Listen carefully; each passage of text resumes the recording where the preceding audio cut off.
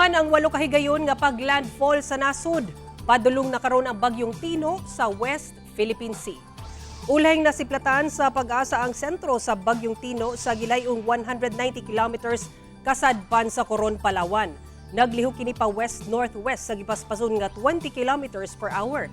Base sa 11 a.m. bulletin, gisaka ang signal number 4 sa northernmost portion sa Palawan. Signal number 3 sa northern portion sa Palawan including Calamian Islands. Signal number 2 sa eastern ug central portion sa Palawan, lakip ang Kalayaan Islands.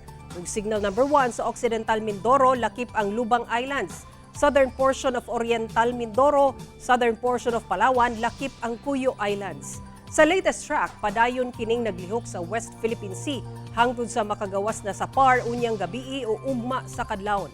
Gawas sa bagyo, makaapekto sab sa panahon sa nasud ang amihan o shear line. Sa Mindanao, base sa datos sa Metro Weather, dunay tsansa sa katag-katag nga pag-ulan sa Zamboanga Peninsula, Caraga, Davao Region ug Soc Sargen. Mag-amping gihapon sa pagbaha ug landslide, mga kapuso.